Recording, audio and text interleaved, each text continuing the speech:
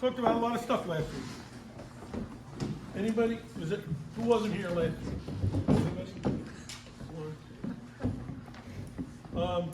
YouTube. I sent text today on the roster list of the class, and you can catch it.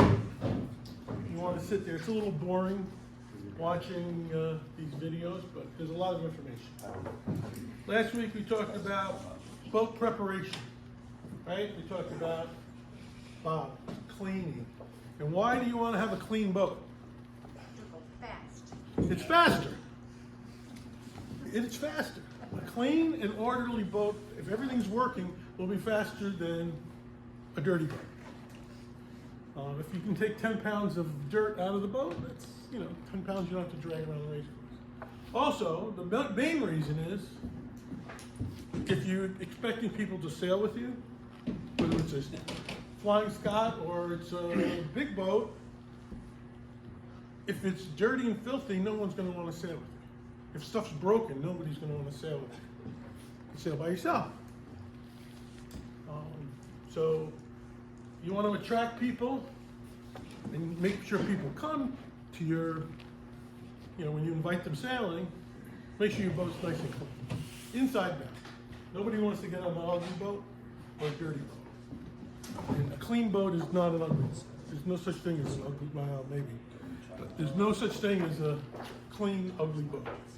If it's clean, it's probably nice. Talk about boat bottoms. The smoother it is, the faster you'll go. If you're going out to the race course with a scratched up or dinged up bottom that's not smooth, you're just hurting yourself. Your boat won't be able to get up to the speeds, and it won't be able to get up to speeds quickly, especially in light air, if the bottom is not good. If your rigging is not proper, you don't have the right tension on the shrouds for the wind, that'll also slow you down. So you want to make sure that that's taken care of. Lines. If you're using the wrong line, if you're using a dock line as a main sheet, it's going to stretch a lot. Then you'll never get a proper shape in the main.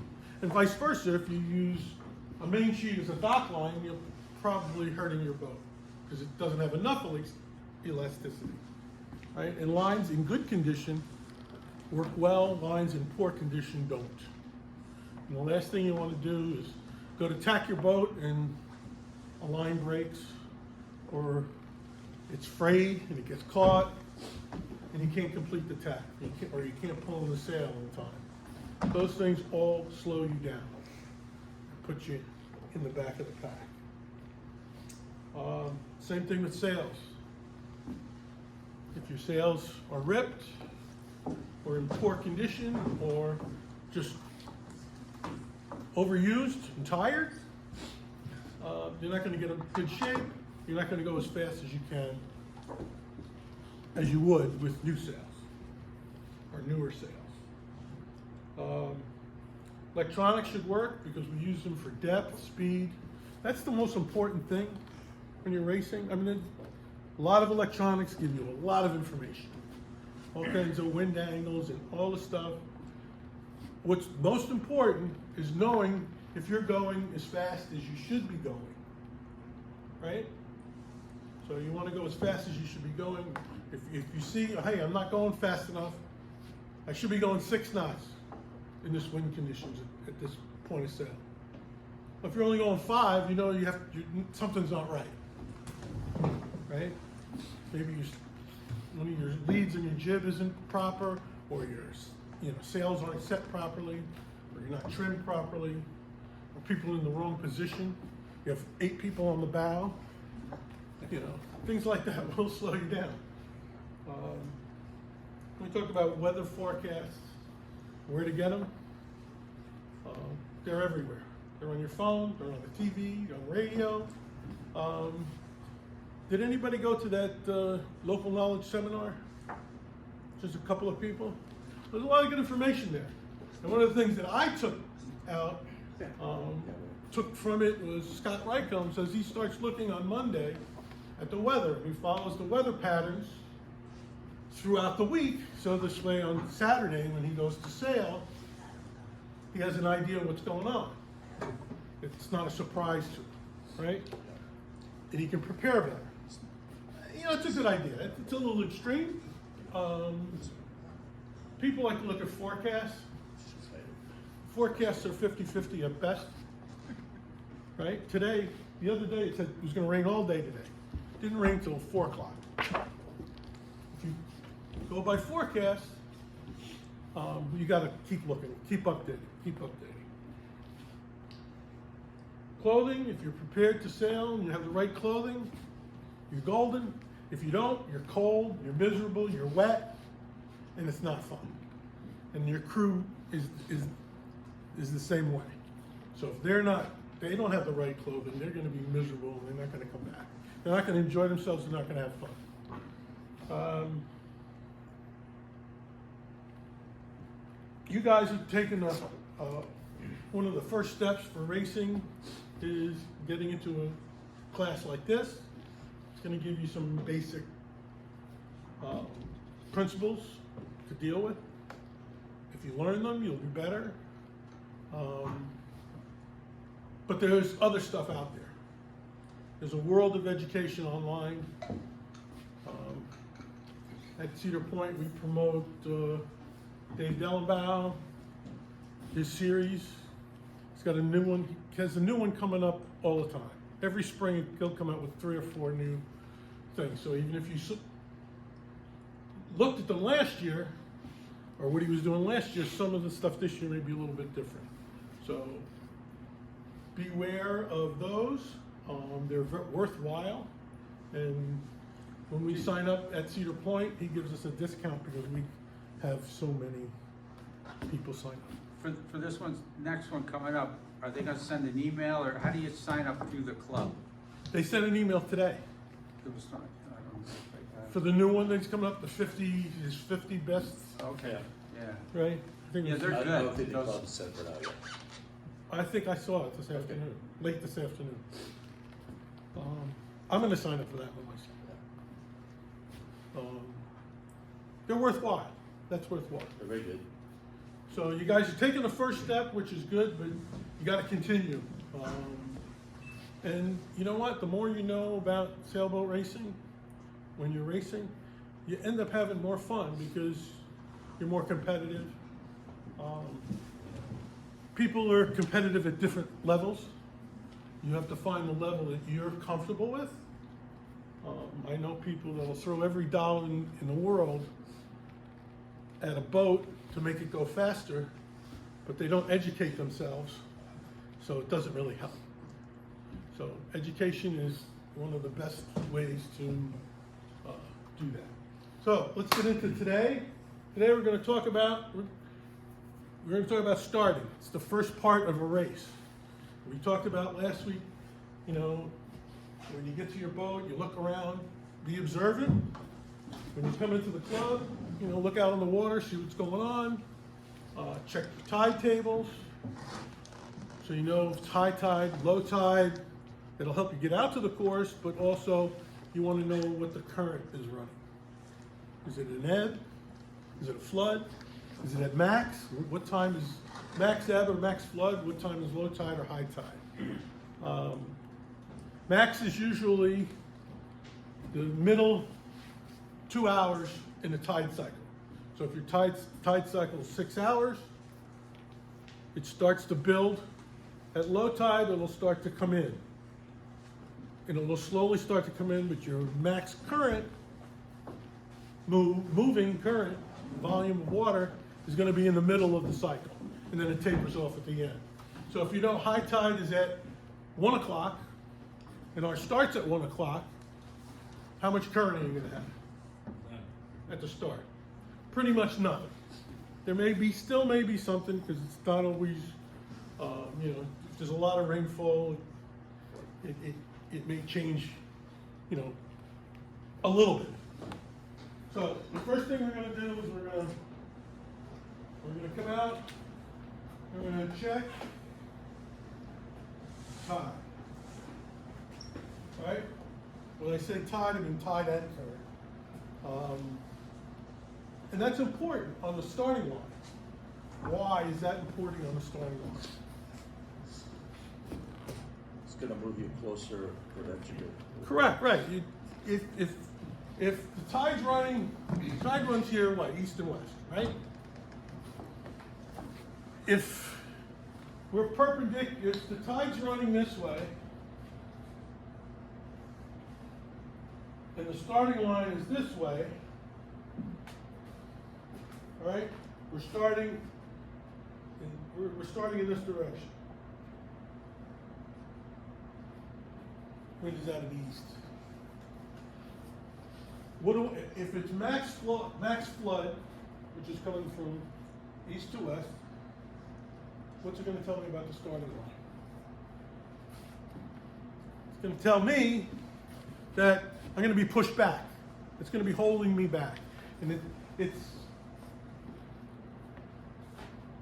going to take me more to get to the starting line. Now, if I'm starting in the other direction, what's it going to tell me? It's going to push me over the starting line, right? And we don't want to be over before we're supposed to be over. And we'll really get into that in a few minutes. I just wanted to cover this tide thing first, and then we'll. When we go out and we're sailing around before the start, we got a committee boat. Get my boats out here.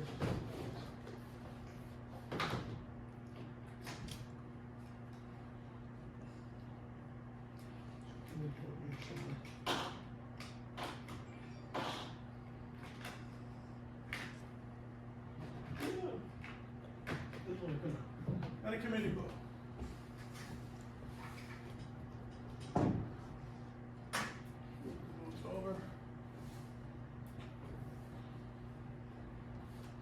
Race committee sets up.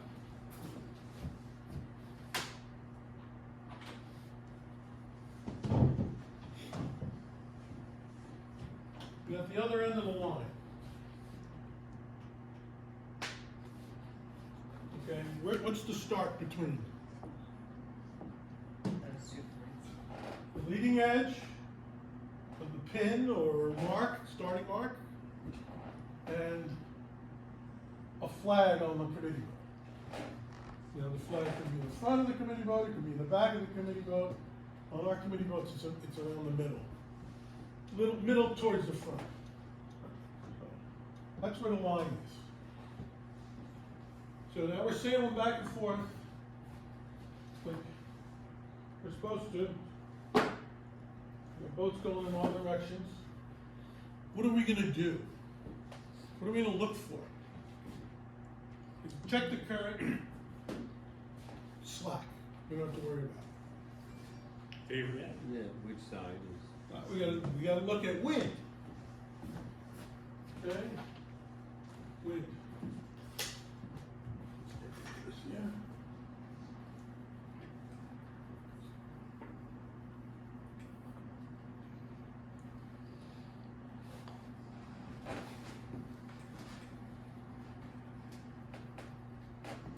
Okay? Got the wind here. Wind is always coming, we're going to assume the wind is coming from the top of the board. What's the other thing we're going to look for? First mark.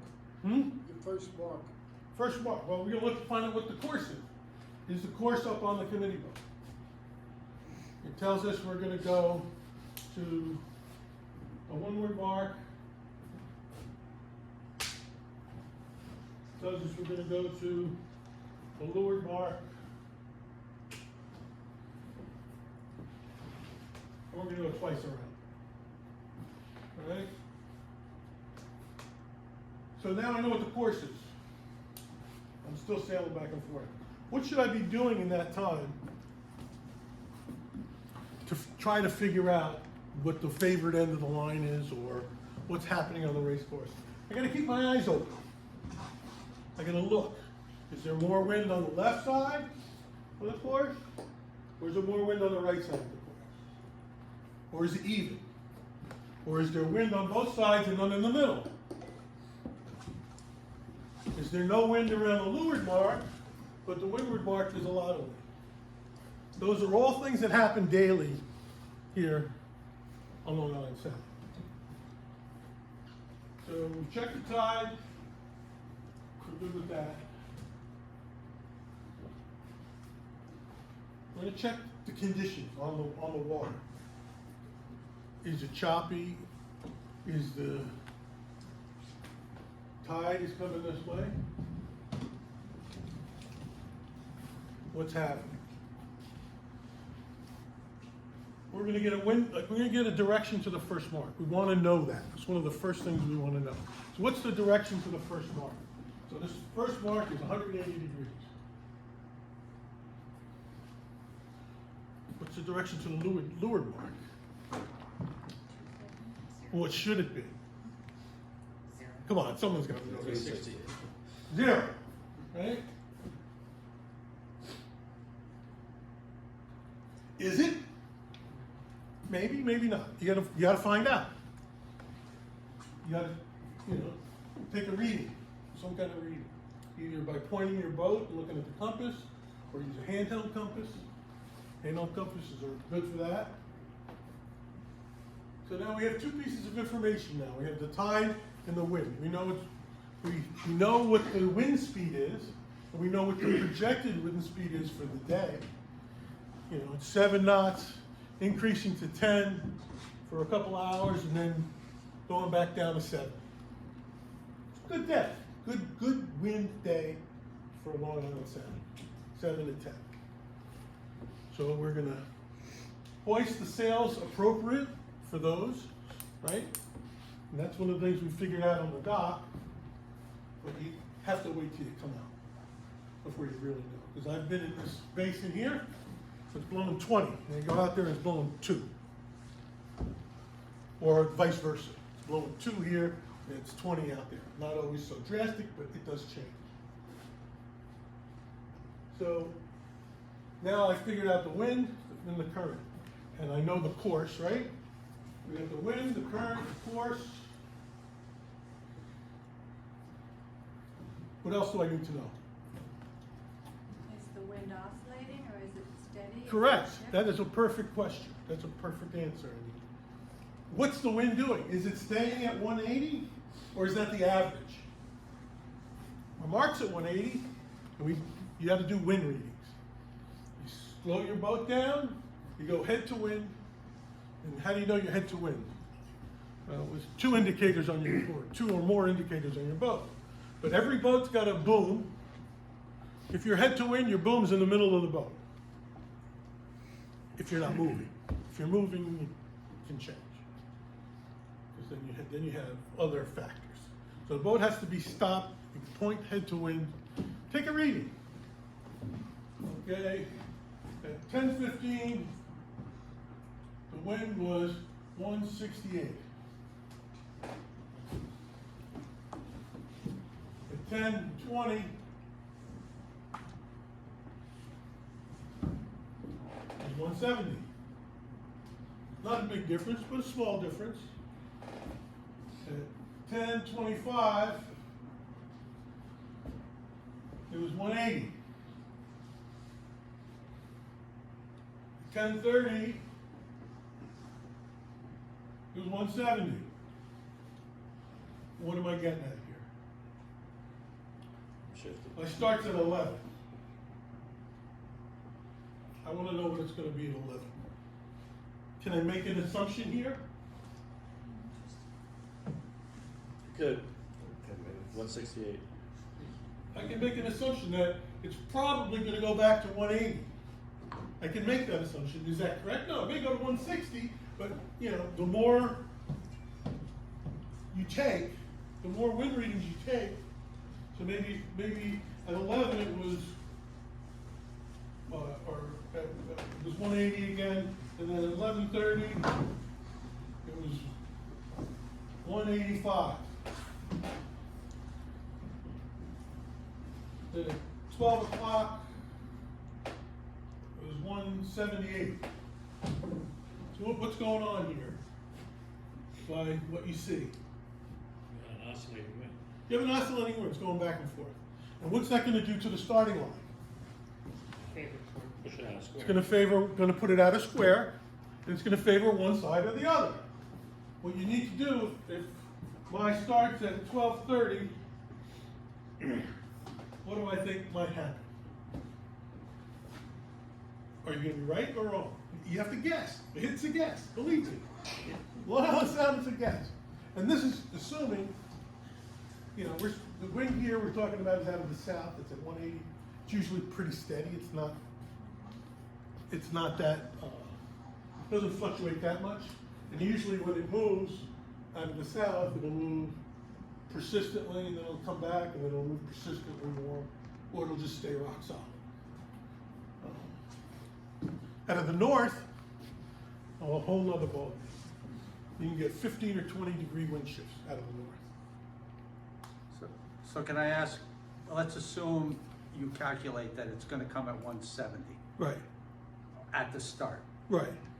What would you do to optimize your start with Well, knowing if that at it's coming at 170? Is that left Yes. or is it right? It's left. It's left, right? Okay. So now the wind's gonna be over here. All right, which end's gonna be favored? The pin. In this situation, the pin's gonna be favored because you can tack almost, you know, if it's favored enough, you're closer. You're closer to the windward ball at this point. Because when you go off on starboard or port, right? You're gonna be sailing closer to the mark. And if the line is askew,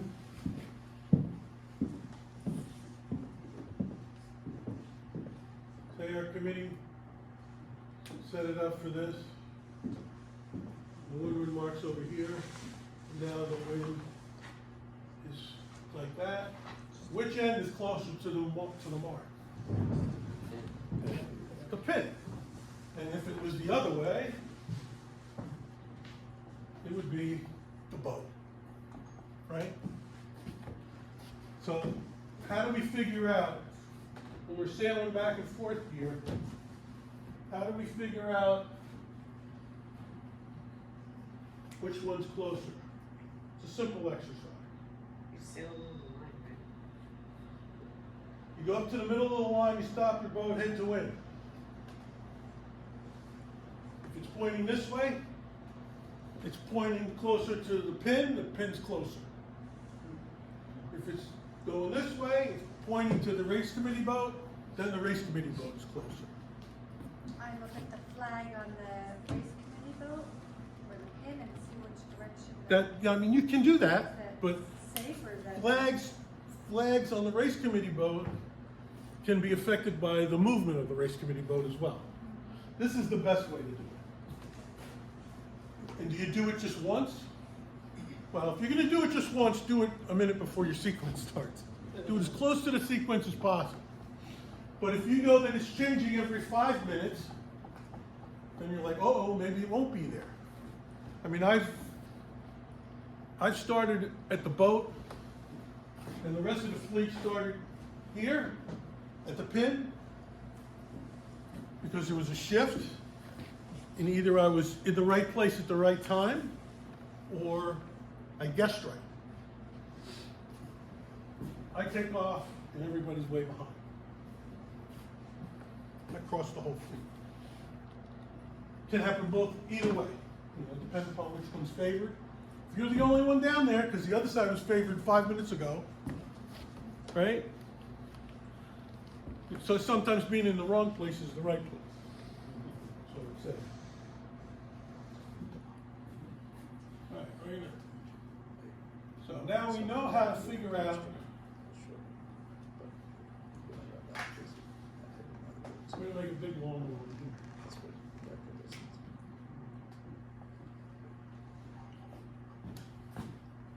You know how to figure out which is the favorite animal.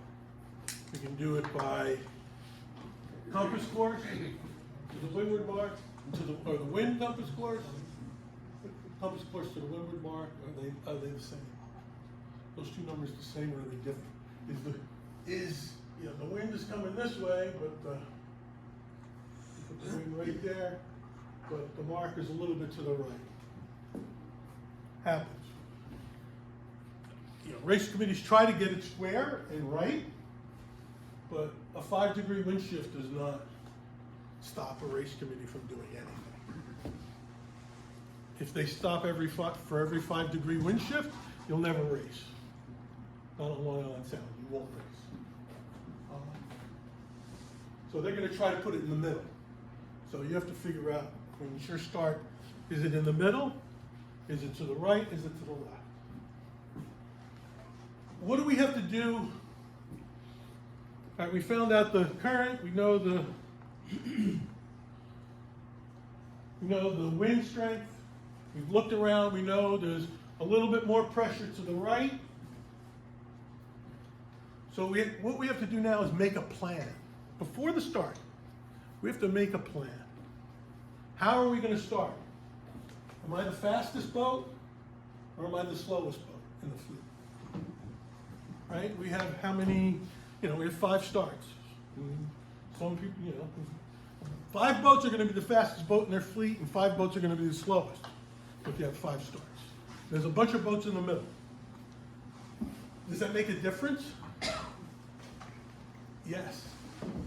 Makes a difference. Why? If you're the biggest boat in the fleet, you pretty much control almost everything. Why?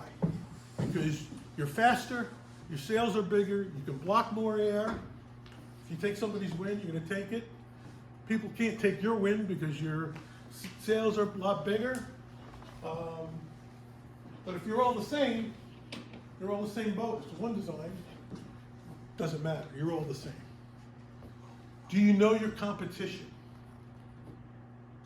Very important to know your competition. What do they like to do? I mean, there's a few people, they do the same thing all the time. Some people come in, starboard tack, timing the line. That's a good strategy. I use that strategy sometimes. Some people like to come down the line and tack at the last minute.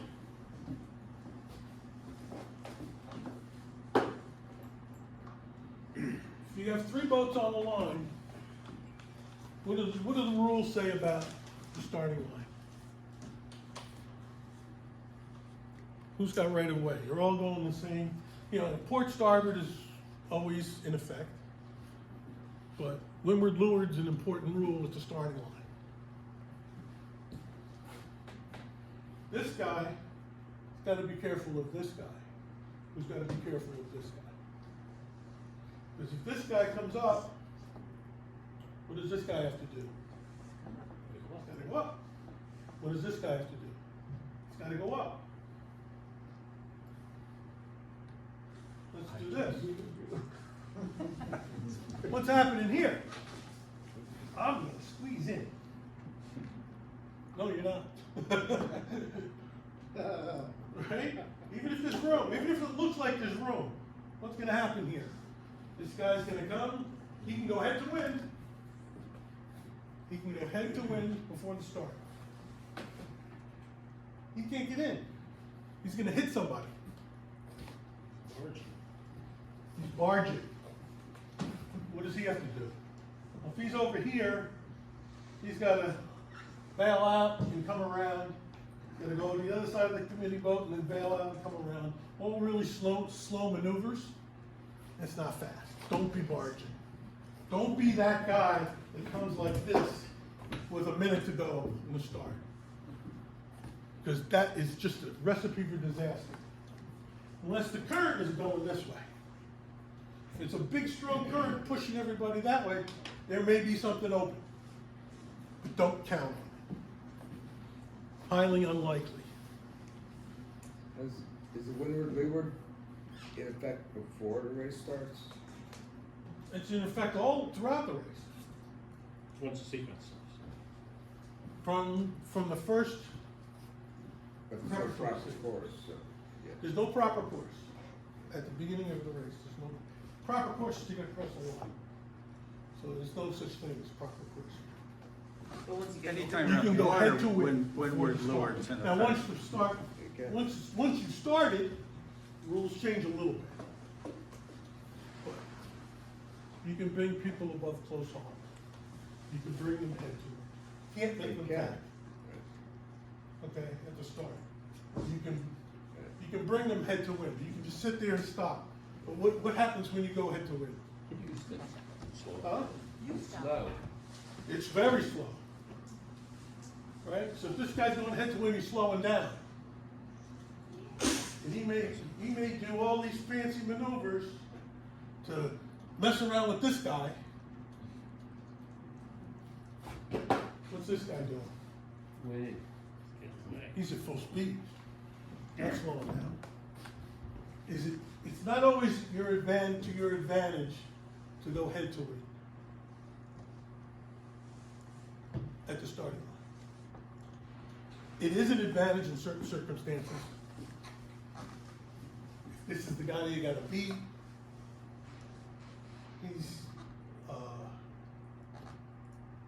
if you have good speed and you do it momentarily, and it's gonna make him go over the line early, yeah, you can get him to go over the line early. That's great. He's gotta come back, and he's behind you. Now he's out of the way, right? You got him out of the way, and you can continue on. You mentioned that barging is bad, right? You don't Yeah, want to come well, in. barging's bad because you got no place to go. But if the port side of the course is favored, you want to If attack this, on the port. if this, port. if this side of the course is favored, or this side, Yes. the right side of the course is favored, you don't want to be over here. You don't want to be this guy, Right. right? Because you can't go to the favored side until this guy goes, then this guy goes, and then you can go. So you might not want to barge, but you still. You might not want to that barge. side of So my advice to you is to be close hauled, running in this direction with what we call a hole to leeward. Having maneuverability here, right? Having maneuverability here can let you, oh, we're a couple of seconds early, I can run down the line, right? And then go. But don't the others know that? If you need to build speed, you can bear off to build speed and then go. If you don't have the hole, if you're right here, you can't do anything. You can't slow down except unless you let your sails out, right? If you're early. You don't want to do that because you don't want to slow down. But why would the others allow you that space? Well, everybody's looking for their own thing. Maybe they think the pin's favored. So, Maybe it could be favored, but not enough to make a difference. If it's favored by like 3 feet, it's no big deal. If it's favored by 10 feet, it's no big deal. If it's favored by 40 or 50 feet, I'm talking about 40 or 50 feet closer to the windward mark, that can be a big deal. It's a boat length, right? But if it's only favored by 4 or 5 feet, it doesn't matter where you start on the line. It's pretty square. A square line, it doesn't matter where you start, right? There's no favorite end. And 3 or 4 feet is not going to make a big difference. So what you want to do, or what I like to do, is I like to measure with watch and keep your eyes open and watch how people set up. Watch where they are. Know what they like to do. All right? If you're in the top 3 boats in your fleet, and we all know that every fleet has 3 or 4 people that are always in the top 3. Occasionally someone else breaks in, but that's just the way it is. It's the way it always has been. So if you know what these guys do, you may have this guy coming down here, right? And he wants to cut in like this. You see him coming like this? Bow down. Stop him from being able to get there. All right? You can't hunt him. You have to bow down before he turns. Right? Otherwise, he can accuse you of hunting him. It still may not absolve him from fouling you, but if you're not close hauled in that situation, it's hard to prove you in fouling. So how would he foul you? Coming up here, making you go ahead to go above close hauled. If you don't go above close hauled, and he doesn't hit you, he hasn't really fouled you. But we'll talk about that later on when we talk about rules. So my point is, you can have as many people up here on your right side to windward of you as you want, right? Because you have right of way. If there's someone to leeward of you, they have right of way. You want to create some distance. How do I create distance when we're both coming like this? Up to the starting line. How do I create distance here? Which boat? Quick head to wind and back. Now I got a half a boat line. If you do that 2 or 3 times without losing too much speed, you can create distance. If he doesn't match you. They match you. But Right? if he matches you, aren't you taking his wind? No, not at that point. Not there? Not there. And he could be taking yours if he's ahead of you. But if you're even, it's not taking your wind. It's fresh breeze for both. If you're the This guy's windward in boat, Hmm? if you're the windward boat and you have a boat that's leeward that's about ready to overtake you, how aggressive would you get to go port? to Well, not is he a let- faster boat or a slower boat? faster boat? If he's a faster boat, just let him go. Just let him go by. The sooner he goes by, the less he's going to affect you. But what if his tactic is to get by you and then push you off like a Well, kind of like race? How do you fight that? I assume you're saying you're here and here, and you think he's going to bring you head to wind, Let's say slow he's you down, behind you, or like- he's gonna interrupt your start, right? Yeah. You know that, but down here, It would be the other way because I would be the windward boat ahead of him. here like this. Yeah. Well, you got to watch this guy. I can't go port and block him. Well, you can't bear up in front of him. Why? Well, he's the overtaking boat. He has That's no overtaking. No overtaking here. This is windward leeward. There's already an overlap. What if there wasn't an overlap? Like, let's just Well, say. then there's not an issue because you're back here. You can But do he's anything. a lot He can do faster. anything he wants because, Yeah, so then he establishes overlap, right? right? Until you establish an overlap by either him slowing down or you speeding up, then- you have a windward leeward situation. Got it. Right? You have to have an overlap. So if there's no overlap, no problem. Overlap, problem. Got Does it. it have to be a problem? Maybe it's your best friend. He'll never bring me up. You want to bet? You want to bet? He would bring me up. Thinks he's my friend. He would bring me up. And I do this. That's right. And then he would do it. So let's say you have a start where the boat's heavily enough favored for multiple. Everybody wants to start at the boat. Right, exactly, and you have a cluster, and you have people essentially trying to barge. How do you, assuming that you can't hold in place, or that you don't know how, or. Well, if you don't know how, just get the hell out of there. Just start down here. Okay, It's safer. so there's really no way to time it well unless you're If, there. unless you're good at it. If you're good at timing it, you can do a lot of things. So what does that tell you? Right. Practice, get good at it. You Get good at timing. wanna talk about Timing strategies, you know, Well, timing strategy is practice. You go out there before the race, and everybody's going back and forth, right? Waiting for the countdown, right? What are you doing? A couple of things that I do. Let's get all those boats out of the way. I'll time the line on port tack, then I'll time the line on starboard tack. I'll position myself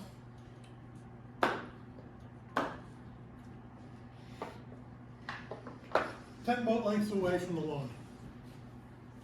10? And then That's a I'll lot. time it, how long does it take me to get to the line? On close hold. And you're doing that at the 5-minute mark? I or do you're it doing- before the 5 minutes. Get out early. And then, Big thing, get out early. Don't come out the last minute and you can't do any of these things. You can't do the wind checks. You can't check to see which end of the line is favored. Right? Because if all of the sequences start, they're one after another. If it's not your start, what do you have to do? get out of there. Stay out of there. You can't go in there and do these checks. You have to do it before everybody starts. Right?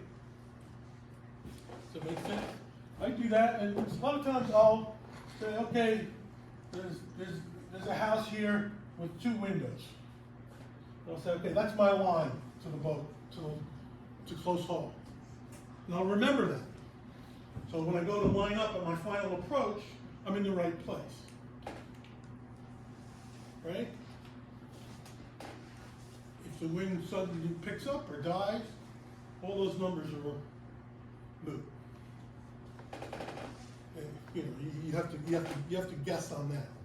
And then you know, with a lot of practice, you'll say, okay, I'm good.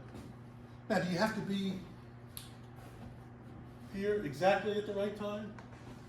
Chances are, none of us here in this room can actually time it exactly.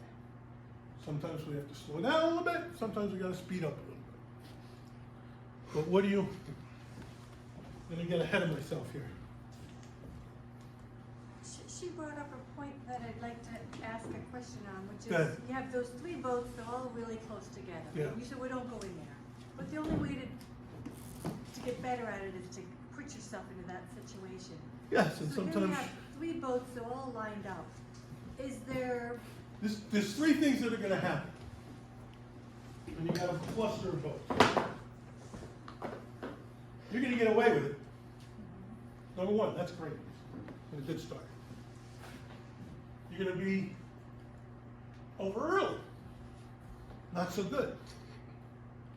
How many people have been over early? I'll raise both hands. What happens when you're over early? You gotta come back, restart properly, right? What if you're this guy here? You're gonna peel out.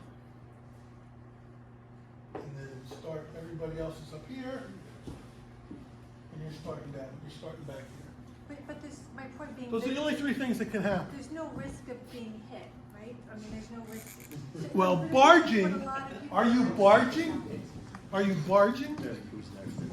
Well, I guess that's the way to avoid being hit is not to make Not to any bar. sharp The moves. not way, to- no, the way to avoid being hit in this situation is not to barge. Yeah. Make sure you can go close haul past the committee boat, that you won't hit the committee boat at close haul.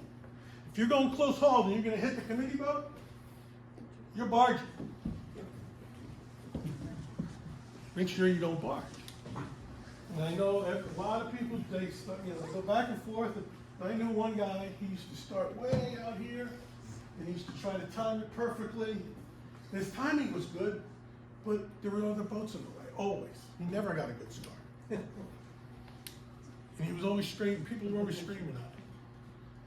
And everybody So- knew who he was. Your best option is to always position yourself in clear air as best you can. Clear More or air, less. I was talking about this here. What's our number 1 goal for starting? Be on the line. Huh? Be found. On time.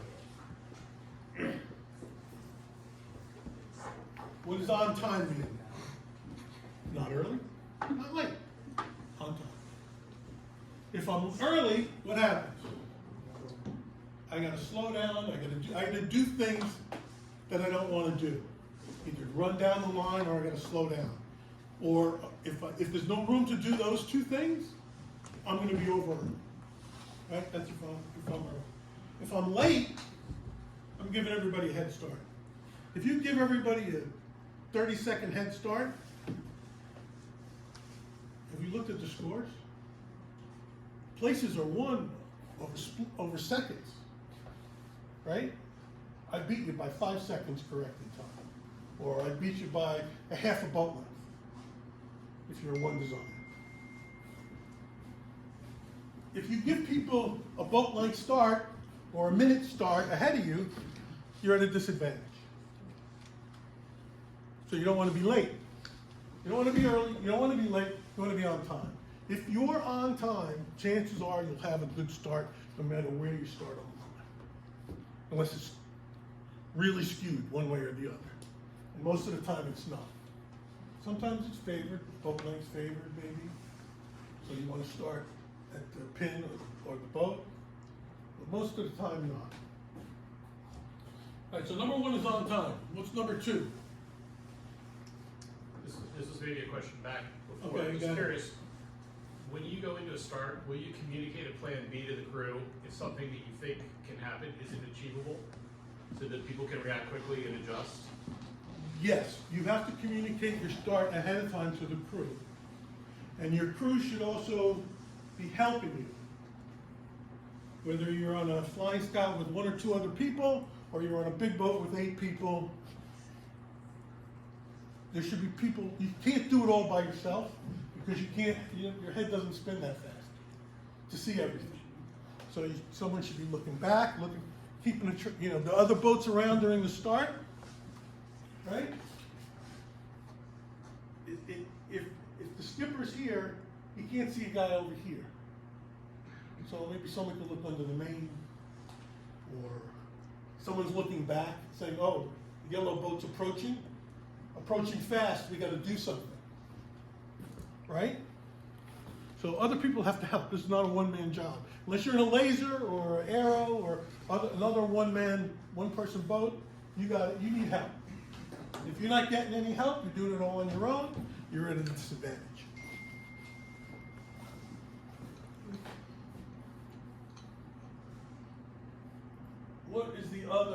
What's another goal of starting? Speed fast. Speed.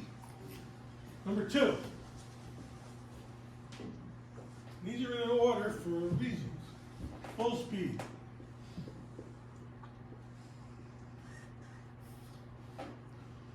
Full speed. Why is full speed important?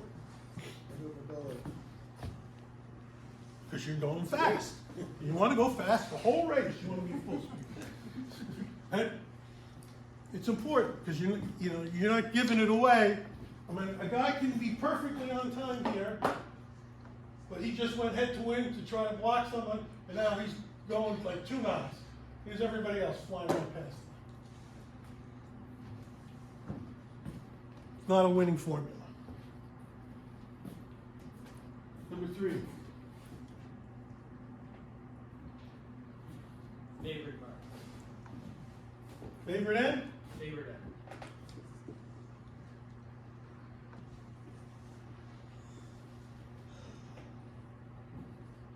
That's true. You want to be on the favorite end. That's your 3rd goal. And the last one, Clear air. In front. somebody's reading the syllabus, right? Clear air.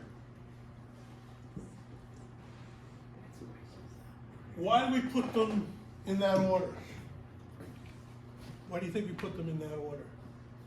Did you do the first 3, the 4th, and 5th? Well, yes, because if I'm late, I'm screwed. If I'm early, I'm screwed. A lot of people are going to get past. It's a bigger error, right? The error is bigger. If I'm not at full speed, people are going to pass me. Not as bad as being early or late, but still not good.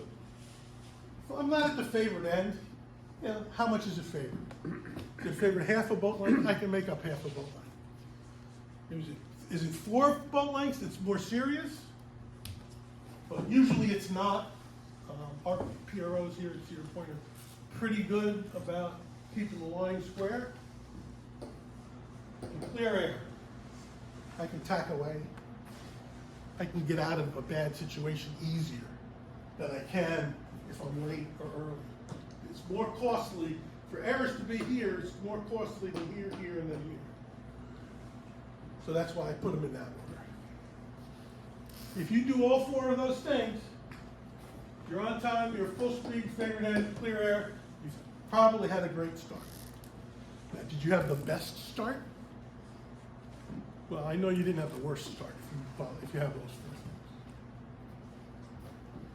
What other things do we need to,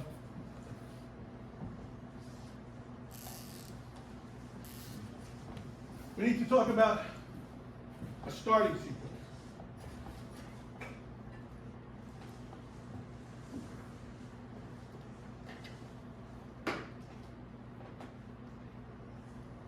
And we're going to talk about 5-minute starting sequence and the 3-minute starting sequence. 5-minute starting sequence is simple. In 5 minutes before the start, what do you hear? Rule 26, what do you hear? You hear a countdown. You'll hear 1 blast. What do you see? Your flags. What flag? Your fleet was. Class flag. Or whatever flag they're using in the sailing instructions. We'll call it the class flag.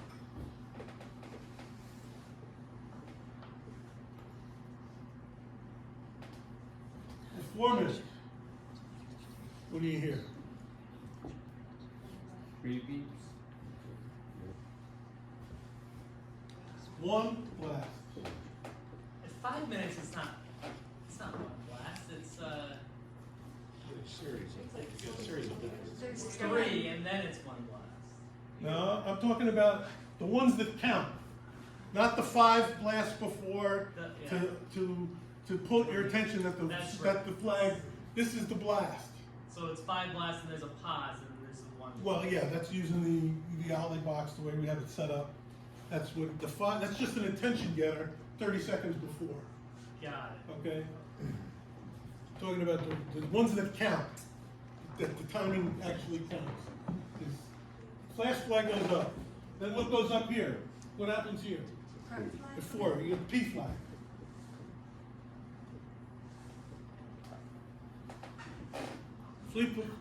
P flag goes up.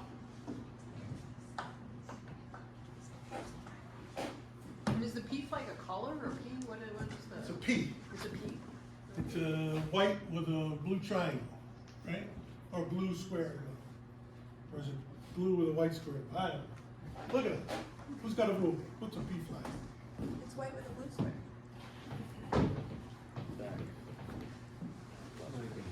What's the next sound we're gonna hear? We're gonna hear anything in 3 minutes? 1 minute. 2 minutes? No, 1 minute.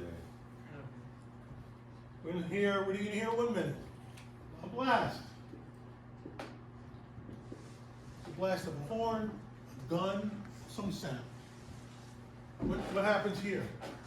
Flag. P flag goes down.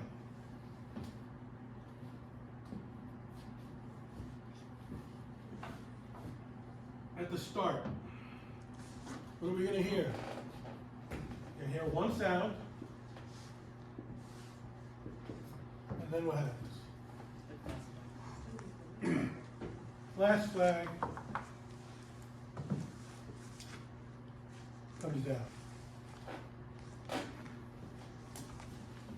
So that's why when there's a delay start, you never hear those multiple blasts. You just hear the first Okay, one. now, if something happens in here that causes the PRO to panic,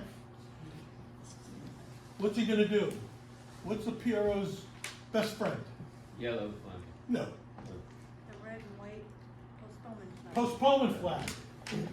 First substitute. postponement. Okay. How many sounds do we hear for postponement? 2. 2. 2 blasts. And the first substitute. Flag goes up. White and red stripes. Right? Once the postponement flag goes up, what happens? All these flags come down. Right? They are so then the only thing that's up is a postponement flag. So what do we have to pay attention to now? And the post. What's next? One Would be blast. the postponement flag coming down. How many sounds? 1. Then what happens? A minute later, we start at the top. 5, 4, 1, start. It's always a minute between. There's a and the minute between the postponement flag coming down and that's why they call it a 6-minute sequence, because the next sound you hear is 6 minutes to your start. Good to know. We always just ask Julie, what does that horn mean? I don't doubt that. I believe that very much. And I believe you're still gonna have to ask Julie. So, 5, 4, 1, start, right? Postponement to blast, goes up. How long does the postponement flag stay up for? As long as the PRO wants. Did the starting mark start drifting? Did the wind change 30 degrees? Did a horn misfire? Did he have the wrong course set up on the board? That's another thing we're going to talk about, the course. When do you look for the course? 5 minutes. When does it count? You can look 10 minutes before it might be up, but he can change it until these 5 blasts. Can he change it at 4 blasts? Or No. Those, You'd have to do postponement. Can't change it. Once this 5 blasts, this 1 blast for 5 minutes happens. Is that just the way that Cedar Point does it? Because No, I that's thought the other rule races, book. Any race anywhere. Rule I thought 26. They had 1 minute. Who has a rule book? Who doesn't have a rule book? Get a rule book. You can't do this without the rule book. Right? You can't do this without the rule book. You can't drive a car blind either. And that's what you're doing in the sailboat race if you don't have a rule book. You're blind. You don't know what to do. Unless you have one of those iconic memories that you can read it once and throw it away and you don't have to worry about it again. I've known people to be able to do that, but I don't think anybody here can. That's rare. So get a rule book, US Sailing, .org, get a rule book. Now, 5, 4, 1, start. Postponement, 2 sounds. Postponement comes down. Anytime after that, you hear 1 sound. What if you hear 3 sounds? It's abandonment. Maybe we're not doing anymore. We're not doing this anymore. The wind's going 180 degrees every 10 minutes. And the PRO gets frustrated and says, I'm not doing this anymore. They'll give you 3 sounds, you can go home.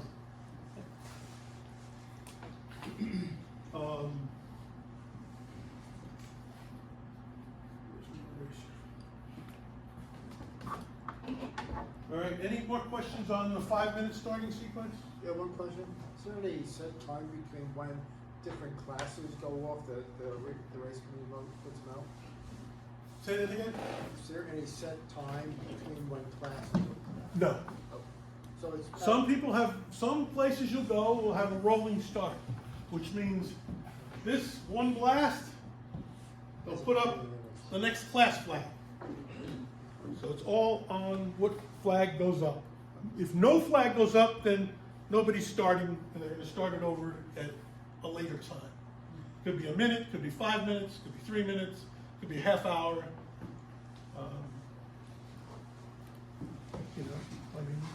Most of the things are, if they don't do a rolling start, they'll do it within 4 minutes. The only place around here, Stanford Yacht Club, when they run the Vineyard race, they do 10 minutes between starts. Takes them twice as long to get all the starts off. But it spreads the fleet out. All right, what other start sequence can we use?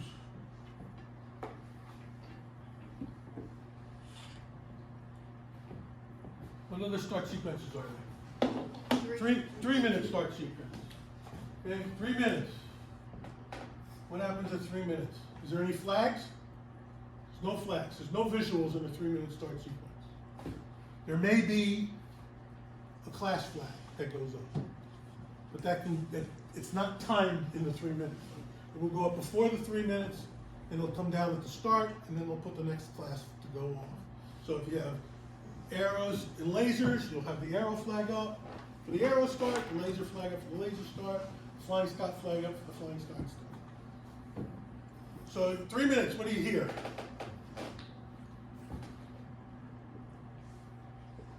Three longhorns.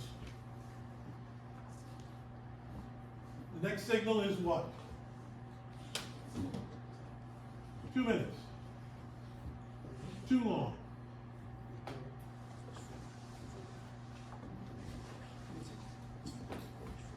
One and a half minutes.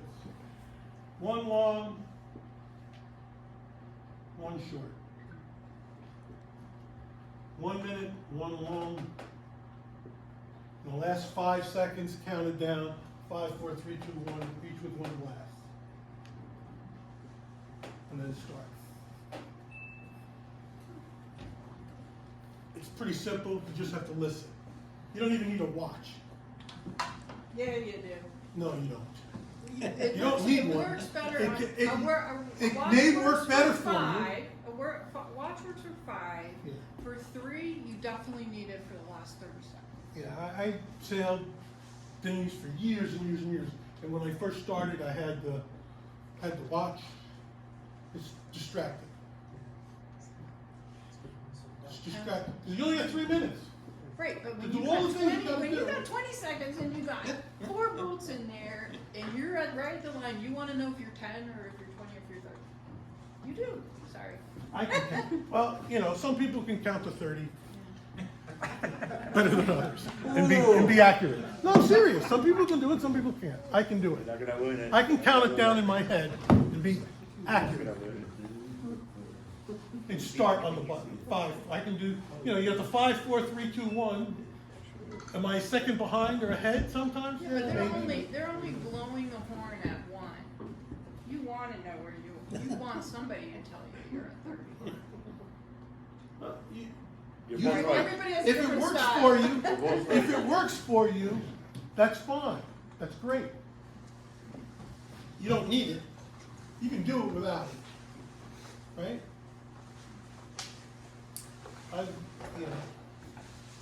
I capsized once because I was resetting my watch. Yeah, some people can count to 30. I was in a Vanguard. I went to reset my watch. I looked down the tube. I didn't see the puff, and I was on my butt. So that's why I got rid of the watch. I don't really need it. The more you do it, the less you need it.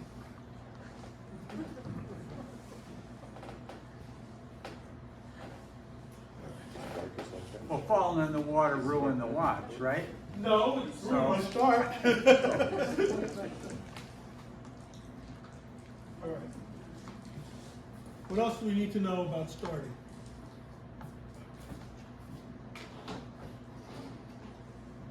If you are in a bad spot over the start when you get over the line, What's get that? out. If you what? If you are in a bad spot when you get over the line, get out. Get out. Tack, go for Yeah, the don't rear, wait. Get out. Don't wait. Yeah. If you're early, The faster you go. if you're early, you're over the line, they call you, boat number 5, you're over early, your OCS, or whatever they say. Do they have to say anything? Yeah. It's your responsibility to start on time, not the race.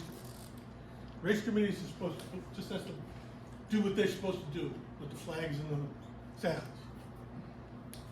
They don't have to tell you you're over early. You have to raise the flag though. They should raise, what flag, if it's one person over early, or 2 or 3 people over early, that they can identify what flag do they put on.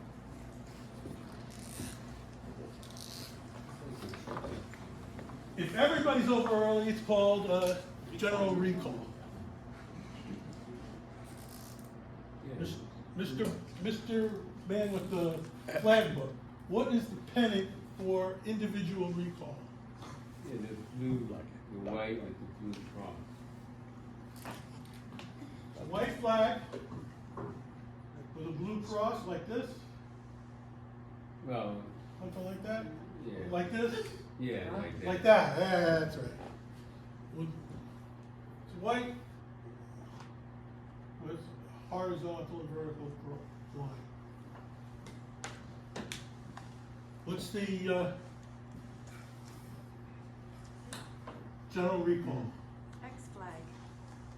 What does it look like?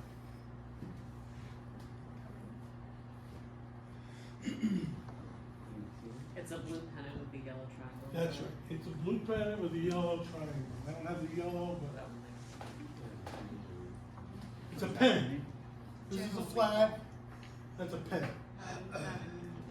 If you have a rule book, all the flags are in the rule book. Right in the inside cover or the back cover. So, question. Oh, I was just gonna say, how do you adjust your start if there's like an I flag up? Are you less aggressive on All that? right. What's an I flag? Tell everybody what an I flag is. If you're over the line within a minute of the start, then you're penalized. That's right. What does it look like? Oh, forget what it looks like. Yellow with the black ball. All right, yellow with the black ball is I. Hey, the I flag is up. What does that mean? It means that if you're over the line, on the course side of the line,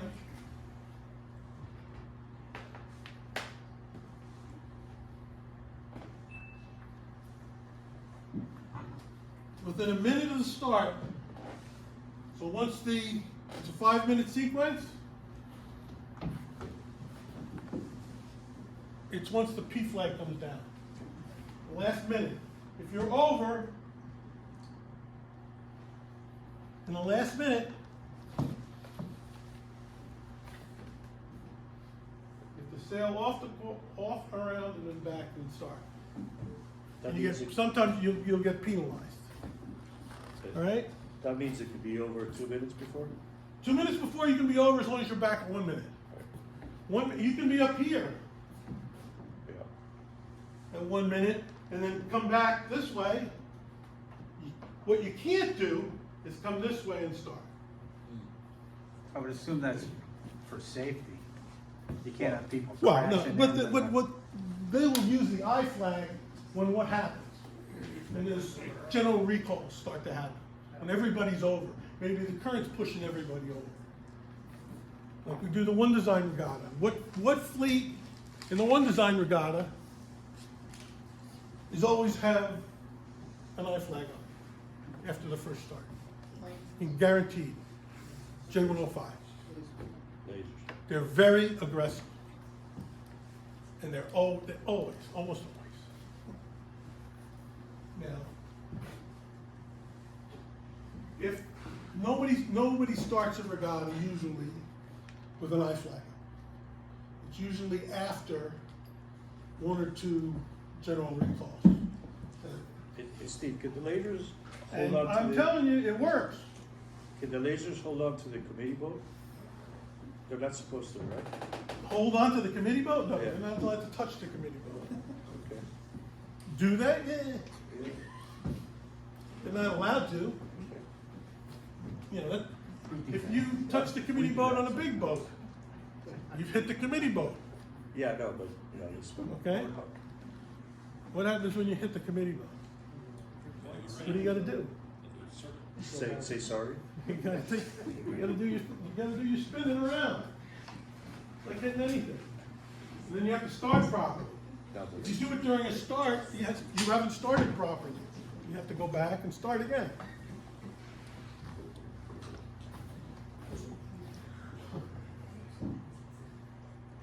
It's a lot to know here.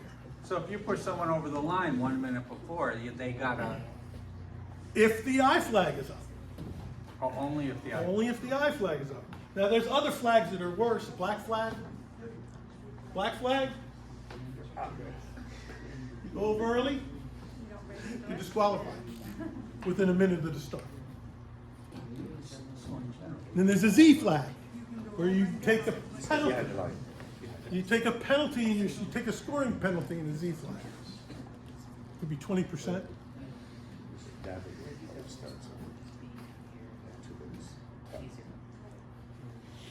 What are I mean, everybody here is not brand new, so what are some of the problems or issues you have while starting? Other boats. Other boats, okay. We talked about other boats. We talked about that. Now, what did we say about other boats? Know the boats. Know your fleet. If this is a brand new fleet and you have never sailed in it before, and you don't know anybody, you got to be more cautious. How about the boats that are to leeward of you also giving you dirty air? Dirty air is another story.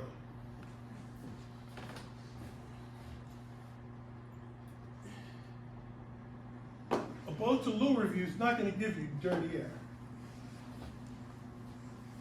because you're a windward. Now, they're not going to give you real dirty air. They do give you this boat air, and this is beyond this class, will come off the sail and circle around, right? It's the way airflow works. It'll be disturbed. This will be disturbed right here. Whether or not it's going to bother you depends on how close you are. If you're right on the guy's hip like this, you know, the air off the back of his mane may disturb you. It's not going to block you. Now, if you have the other, But in boat racing, it can, right? this is totally different. The windward boat is going to block the air from the leeward boat. If you're the slowest boat in the fleet, you will find this will happen to you, even if you have the great start, because other boats will pass you. And how about when, for example, a faster boat comes in below me and gets above me, and then is there a way? Not a lot you can do about it.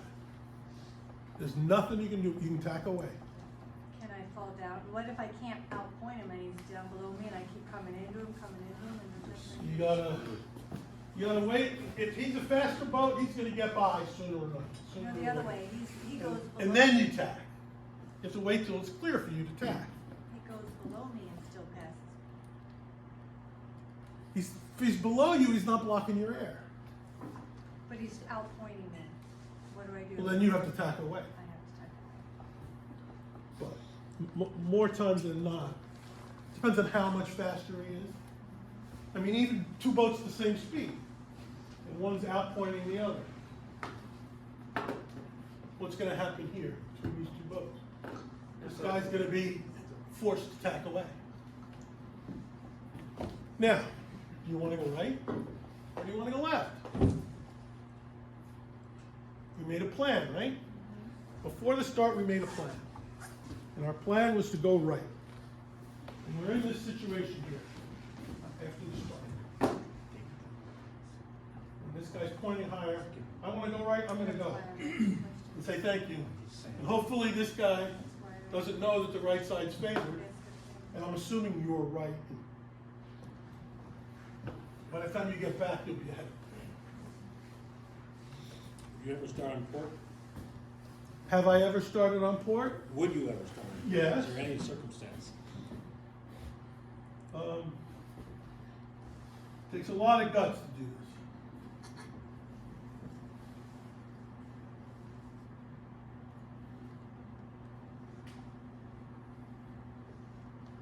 The wind's from the top.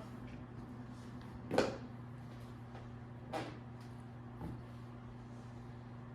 go head to wind. I'm pointed more at this boat than I am at that boat. So I know the pin is favored. I'm the only one with eyes that day. I can start here. I'm for it. But if you're gonna do this, there's 4 things you need to be. What are they? On time. On time, Speed. full speed, clear air, and on the favored end. If you're missing any of those things, you're not gonna make it. But you wanna be on port then for the start, but Now, there could be no favored end, so if there's no favored end, you're not gonna make it. assumably you're gonna have to either duck those boats or attack. Well, if you did all your homework right, and you have all 4 of those things down, You're ahead you're of on time, full speed, favored Ahead of end, the ladder. clear air, chances are, this is what's gonna happen. You're gonna clear across everybody.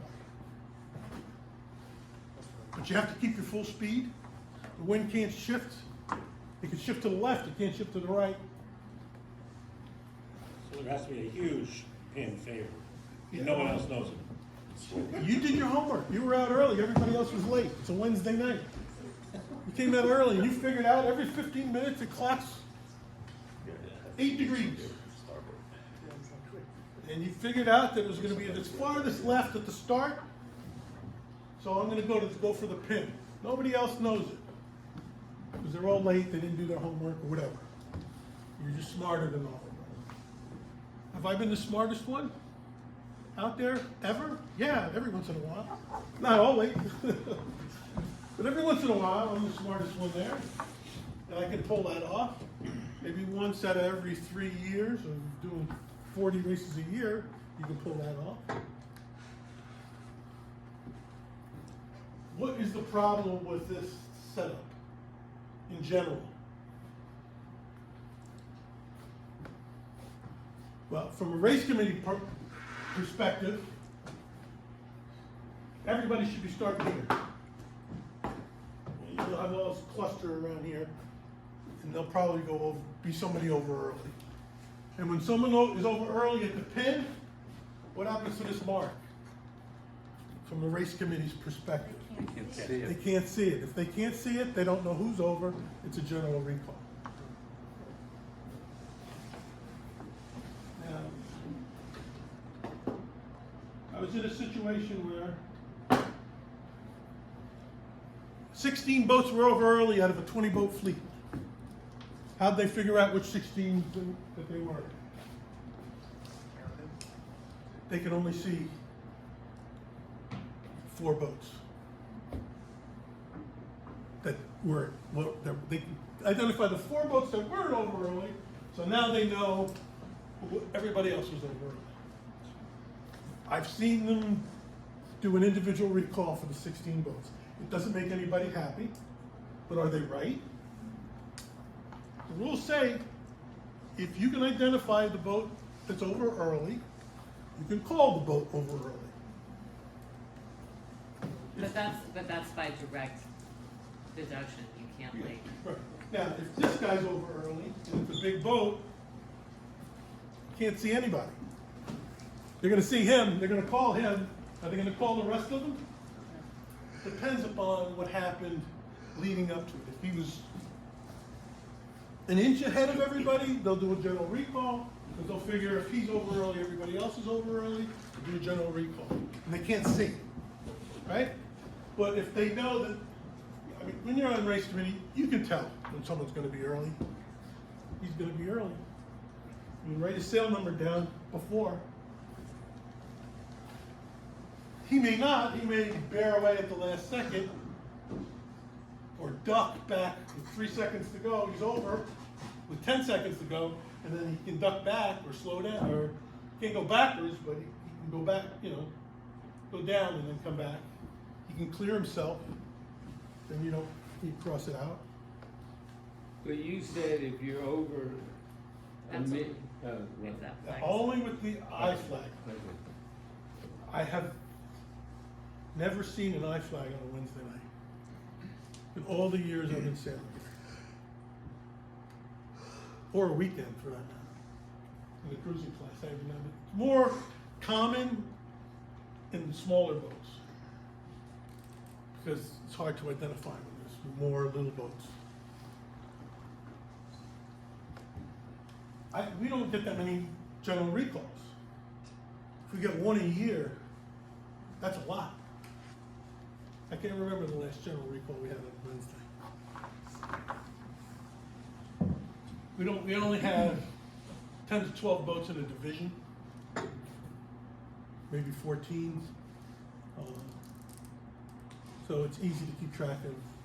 When you have 20 little boats, you know, Flying Scots, you have general recalls usually?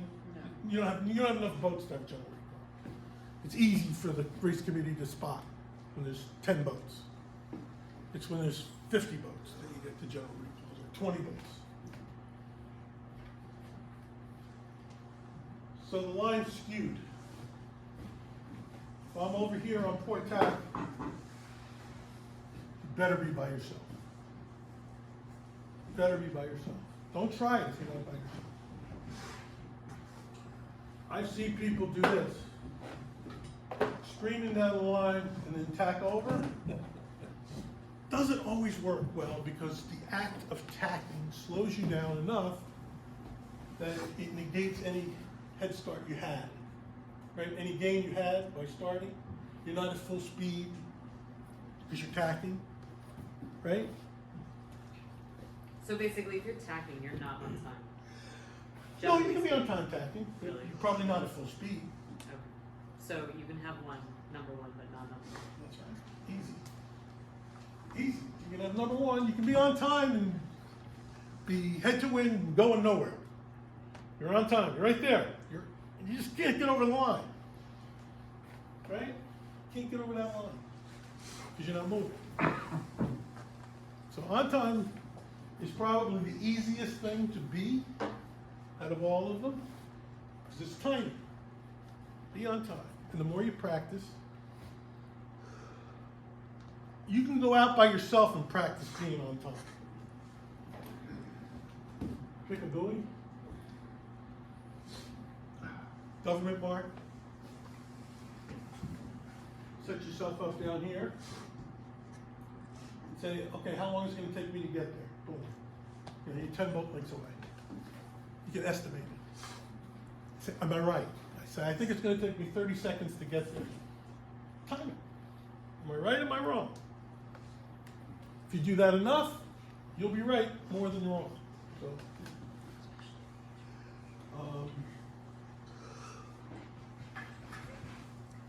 sometimes there's two marks near each other, or moorings. You can, if you're in a small boat, you can go out here. You can, imagine that there's a committee boat and a pin between two moorings. Practice.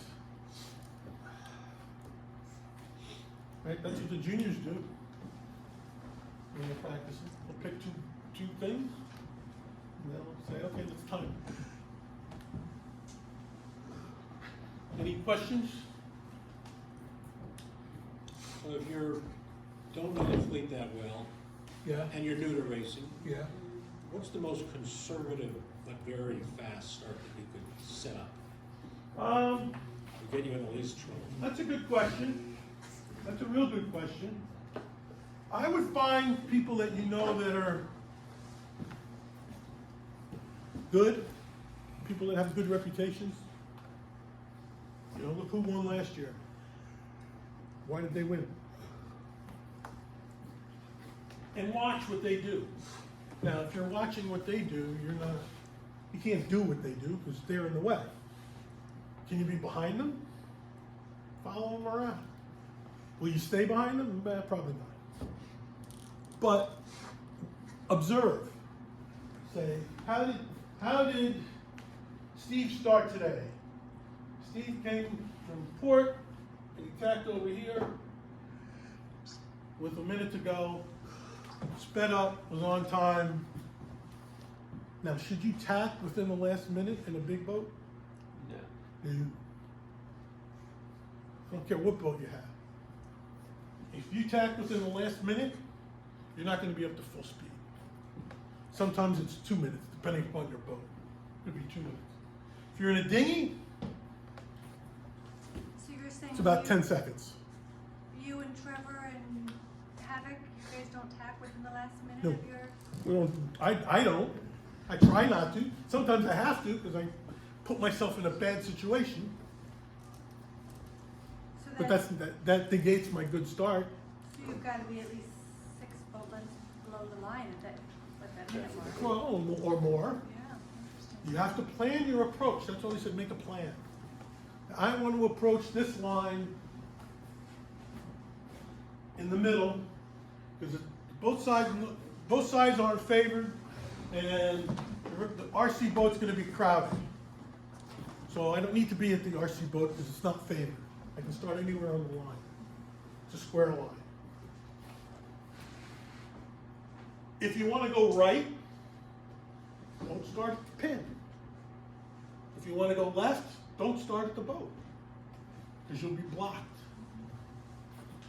Right? Well, everybody goes left. And if you're at the boat and you're going left, everybody's going left, unless they fall behind. Right? Because everybody starts on start. Now, So in perf racing, you have fundamental differences amongst all the boats. well, you know, we're in groups, okay? So Right. we have 5 divisions, so it's split into 5 groups of boat speed. So there's boats that are faster and slower in each division. Right. Like, you know, division 4 and 5 started together. There's spinnaker boats. We had a boat at -18. That's a perf, -18. And the largest perf was 114. So that's a lot of time. 32 seconds per mile, faster. So yeah, if this guy was on the line and the -18 is gonna go flying past him. He's not gonna be in bad air for long.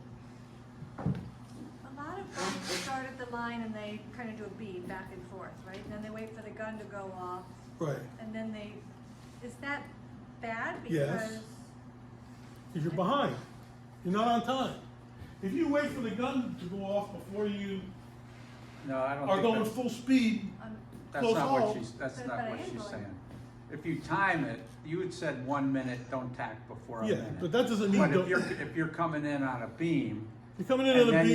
you're gonna, Yeah, you actually you can probably build your speed you much can build your speed quicker. and that's one way to get away from people. You know, you got these guys on close hauls, and you're down here, right? Bend it up.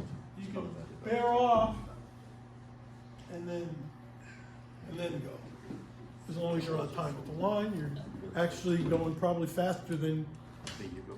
you normally would at close haul because you were reaching. So is that a better tactic than trying to do close haul? Not a better, but it's a tactic. Both will work. What's happening though when you're falling down the line, say you're early, you're 10 seconds early, you're up at the line, you're like, okay, bear away. And then you go up, not a problem. As long as you can go there, that's why I said you gotta keep that hole. Well, a lot of times they're to the right of the committee boat on your Well, if picture. you're over here, you're And- barging. And then you come down low, and Come then down like this, you sweep up. and yeah. It's just, I mean, generally that's a waste of time.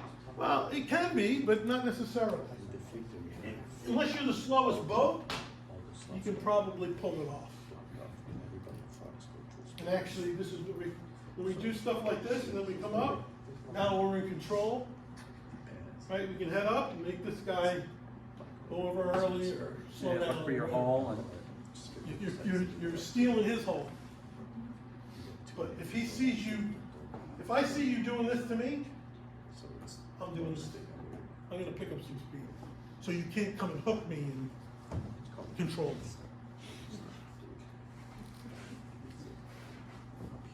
What can't you do in this situation? What can't you do if you're the blue boat?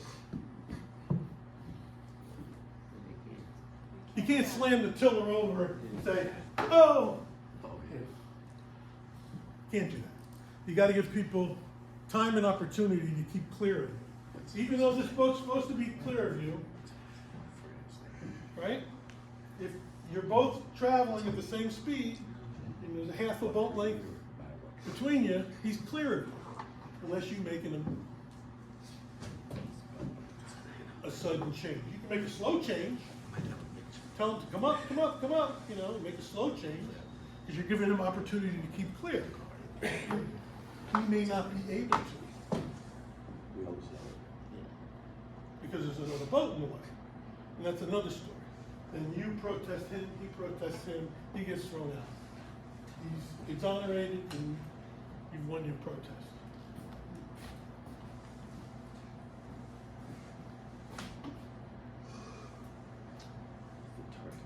What's another issue that people have had? Come on, you've all had issues. Michael, you have had some starting issues. Never. We start perfect. You start perfect. We let everybody else go. Okay, you let everybody else go. You know, and a lot of people do that when they start, when they begin. They're learning by watching. What is Incendiary doing? What is Espresso doing? What is Gemini doing? With Gemini, you can't. They were just so much faster than everybody else. They you know, they didn't have to work too hard to the other way. So you can't go back. But they're out of the picture. They're not here.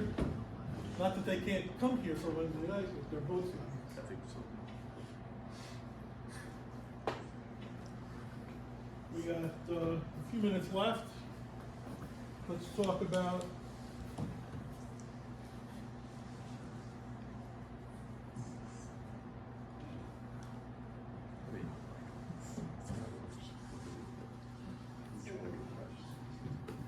if we're on the race course and we get into a jam. We're the green boat. We're in a jam. We can't get out of the jam.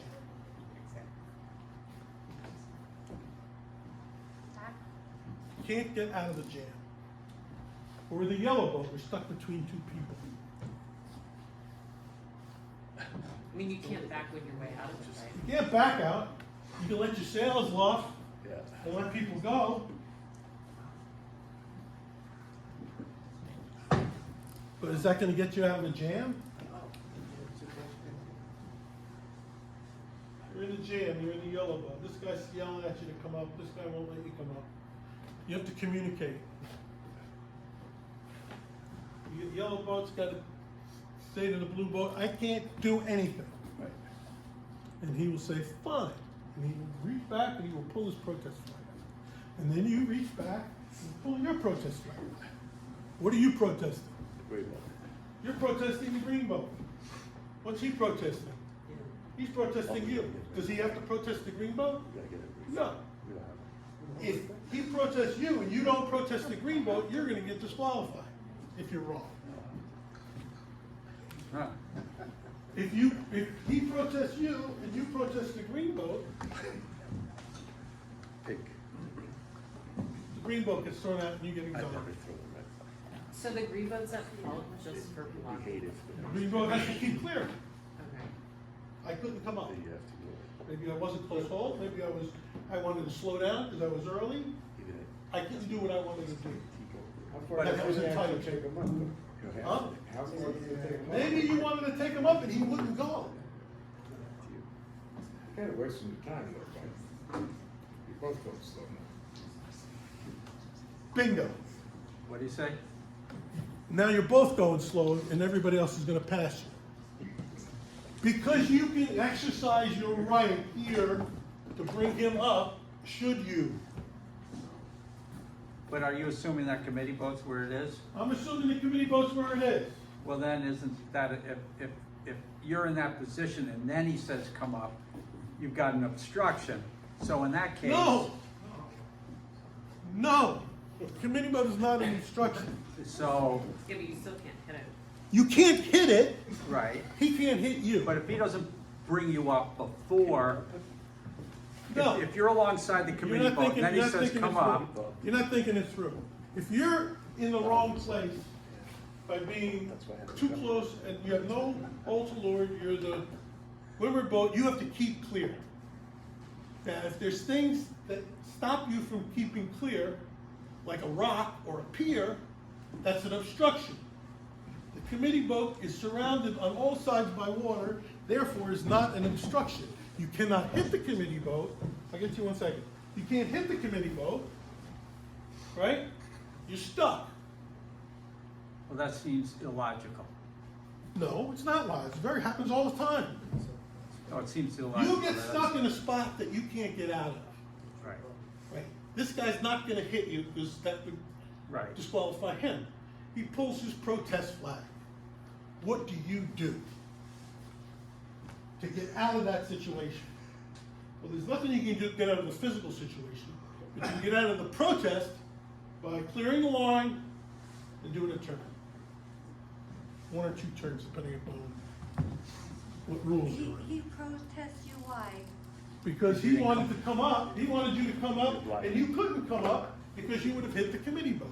Or you would have hit, maybe it's this guy protesting, you know, something there. So wait, that's at the start, that's at T0, and you can't cross the line in order to do your circle, right? No, you That's have what you're to, you have to saying. start properly and then do your circle. You have to clear away from everybody before you do a Just do a spin, or you have to come back. But it will stop you from getting disqualified. It's not gonna help you in the race, but it's gonna stop So, you. numerous times, almost every race, there's a boat right next to the committee boat. And if you're the boat right below him, all you gotta do is come up, say, come up, Yeah. and then that guy is gotta do a circle? Well, if he can't come up, yeah. If he doesn't, if you protest him, yeah. If you don't protest him, you don't have to do anything. Right, but, And what do you have to say? Process. It seems like that would In happen. English. right. And then there's cell number, You don't have to say that. but you don't. This is the only requirement. You have to put your flag out. Immediately. What's immediately? Immediately is immediately. 30 seconds later, people have put their flag out 30 seconds after the incident and have been told they didn't put the flag out on time. You're not supposed to be able to think about it. If you want to protest something, you protest. If you wait 2 minutes, 3 minutes, it's too late. You can't push up more than head to wind, so that's the You're other. supposed to put the, now, if there's a collision and people are flying all over the boat and it takes you a minute to get the protest flag up, that's understandable, okay, because you have to deal with the emergency at hand. You can't take your hand off the wheel and pull the flag. But you can't go down, you don't have time to go down below and find the protest flag, come back and put it up.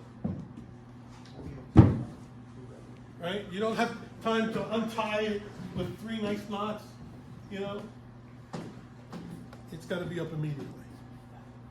If it's up more than 20 seconds later, it's probably not time. What would be the reason for yellow to push green up and protest him, or claim that? Well, I guess the only thing, it's gonna slow him down only if he's competing specifically with green, and once we do a. Well, the reason you have to put the protest flag up right away is because he needs to be informed that he's being protested. So he can do what he needs to do to either get out of the protest, to do his turns. If you wait, you're harming him if you wait. All right, if you think about it. If you wait 2 minutes, you can be far enough away in 2 minutes he can't hear you. And he doesn't know you've been protesting. Now, if it's windy and you say protest, you know, 7 boats heard you say protest, the committee boat heard you say protest, and he didn't hear you because he didn't have his hearing aids on, that's not your fault. He's still responsible for hearing you, all right? That's not what we're talking. We're talking, this person should know you're being protested. Now, I was on the JY, I was doing frostbiting in Stanford. And I tacked in front of a guy. I was on port tack, I came on starboard tack. I completed my turn, and he was way behind me. He started screaming at me. He said every word or phrase in the book that indicated that he was going to protest, but he never said the word protest. His protest got thrown out. He says, I'm taking you to the room, I'm throwing you out of the race, I'm doing all these things to me, but he wasn't protesting. And you So didn't the, put a flag up. wait, the one thing you needed to say the other He day. has to say this word out loud in English. On top of the flag, you have to say the, International rule will say you have to say this word in English. There's no substitutions. So if you say do your circles, but you don't say protest, It doesn't they count. can just keep going. That's right. Exactly right. It's a requirement. It's a requirement. It's the only required hail. Now, there's other hails that you should give, like, you know, if there's an obstruction, you should, but that's the only required one.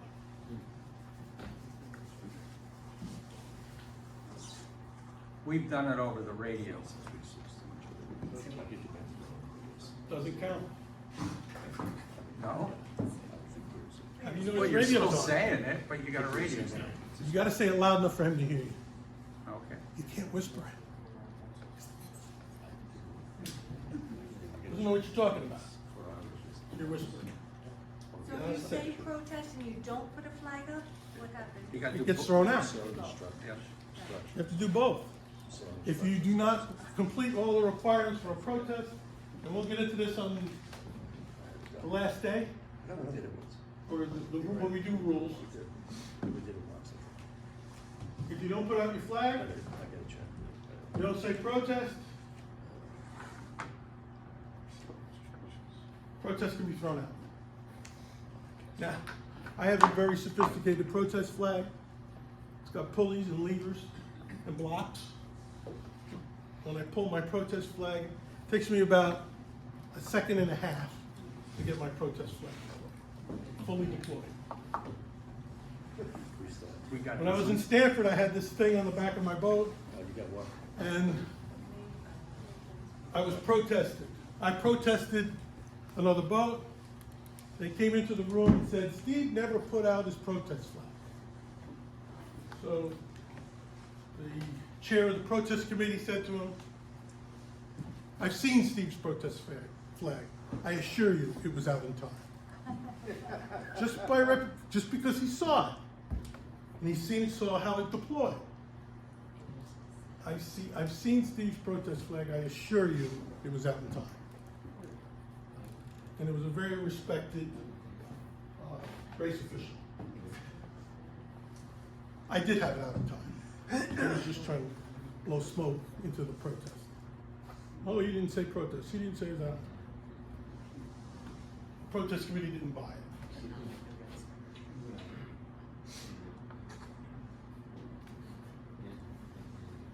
What else do we need to know about starting?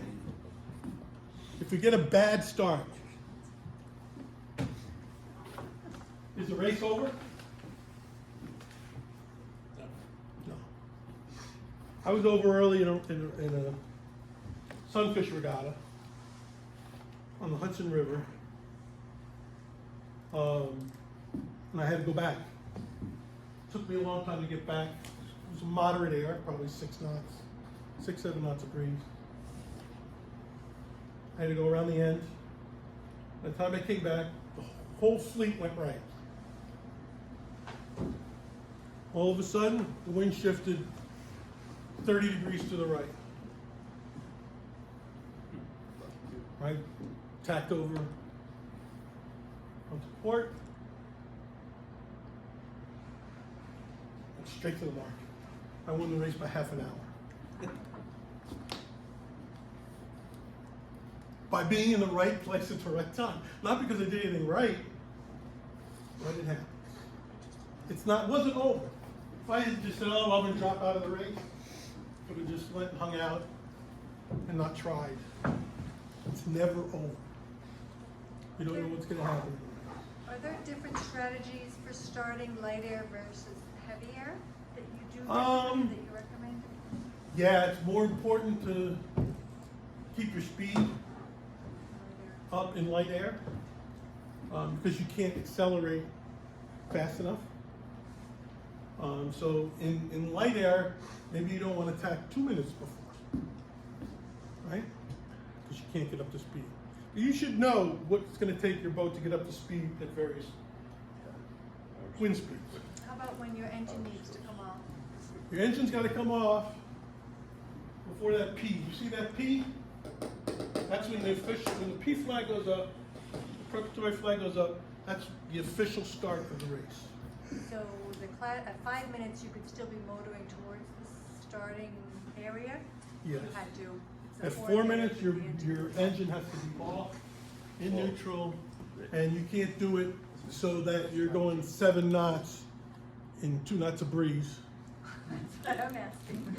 Well, why not? Why not? I mean, Yeah. you could have your engine on. Well, you know, 4 minutes later, you're gonna be going the same speed as everybody else anyway, but still, that's not. That's it. Well, this news, Just no. Maybe you could, I don't know if you're gonna say, but say something about, if your division's not starting, to Oh. stay back. Okay, if your division is not starting,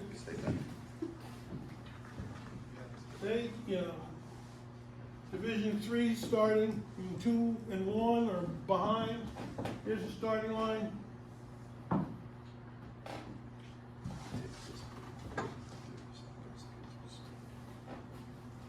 Don't go anywhere in there. You gotta give these boats, you know, the boats that like to do this and then turn around and come back. And that's part of their timing. You gotta give them room and opportunity to do that and stay out of their way. They have to duck you. Can they protest you? Yeah. Yeah, they can.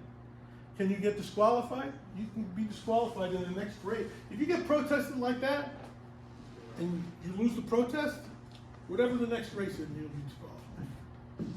That race, you know, the next start.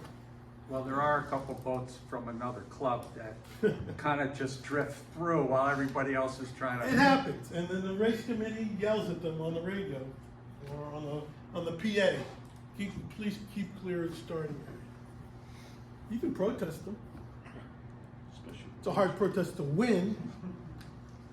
You know, it's a lot of trouble for not a lot of gain. Now, should you protest people?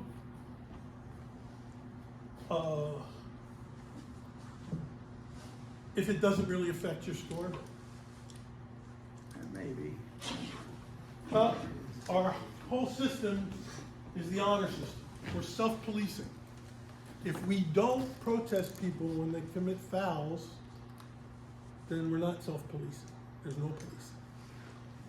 So technically, yes, if someone fouls you, you should protest.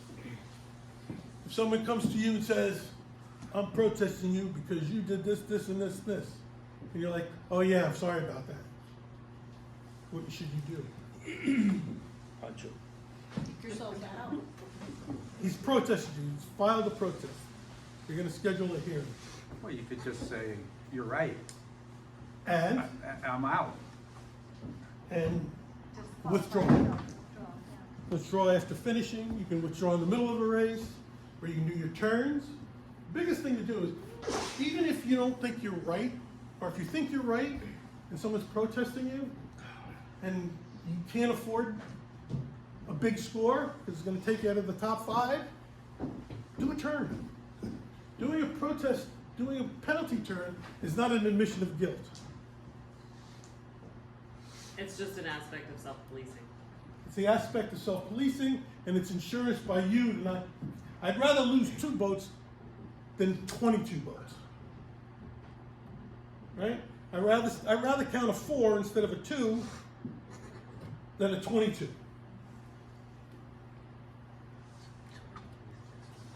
The other thing, if if I protest someone Doesn't get you out. on the race course, that doesn't mean that I can't withdraw that protest? That's, you have to file the paperwork to make a official protest. How long do I have to? Usually, but it's in the sailing instructions.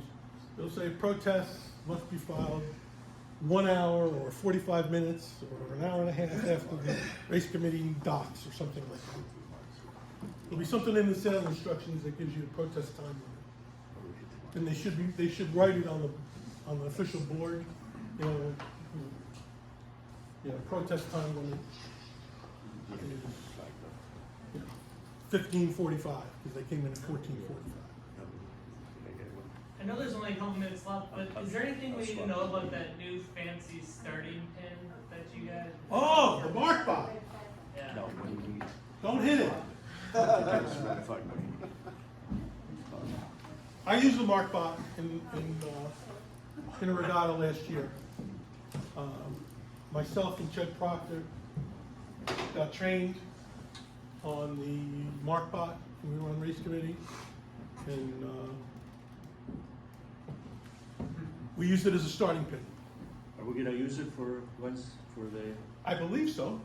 If there's someone that can operate it, I'm not gonna operate it on Wednesday night. Why? I'm racing.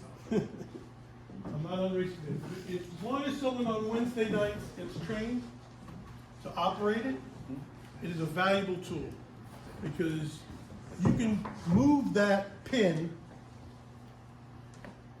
between starts. You know how sometimes we have 14 boats and then 4 boats and they want to move the pin?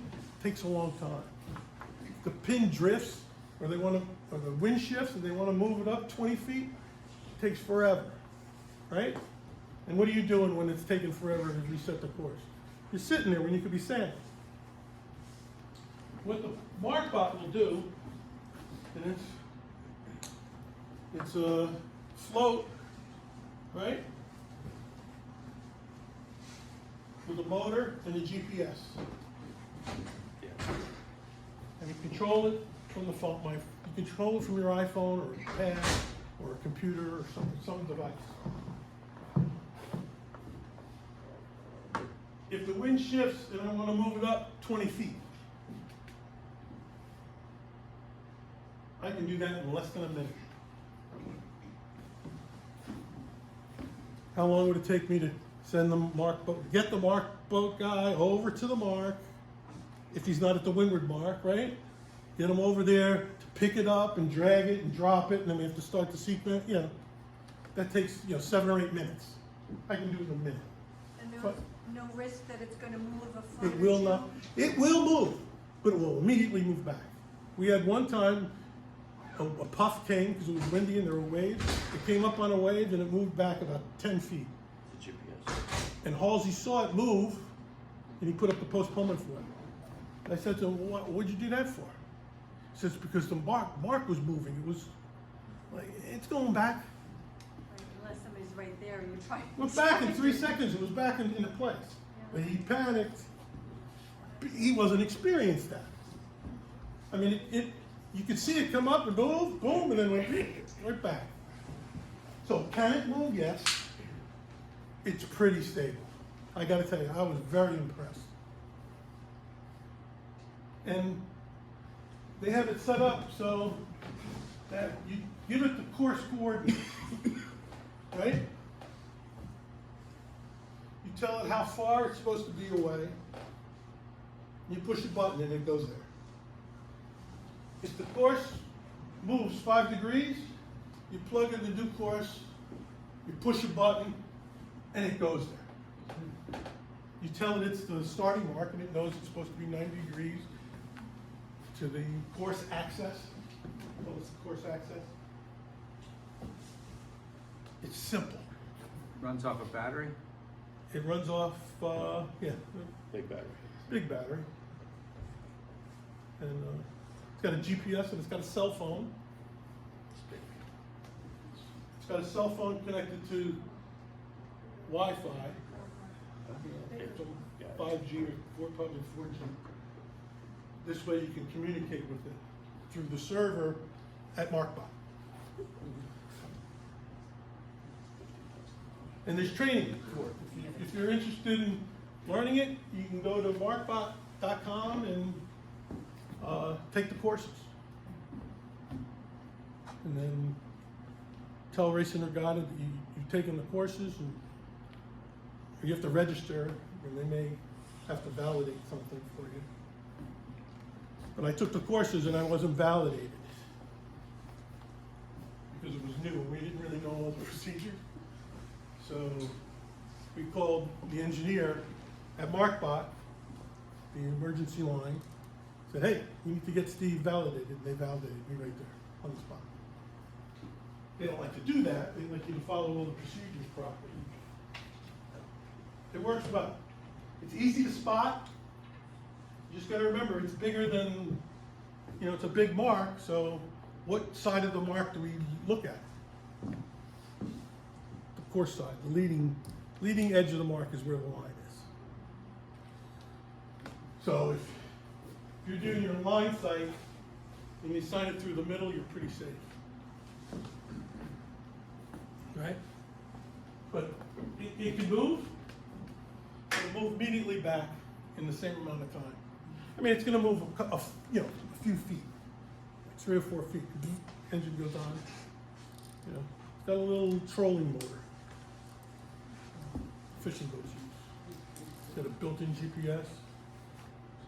It's always spinning. The motor's always moving. Keep it in place because there's current and wind and all that stuff. So the motor's always running, and you can tell on the app. You can tell that the motor's at 10%, 15%. And if I want it to go home, I program it to go here. When I'm up here, it'll go and stop and wait there for me.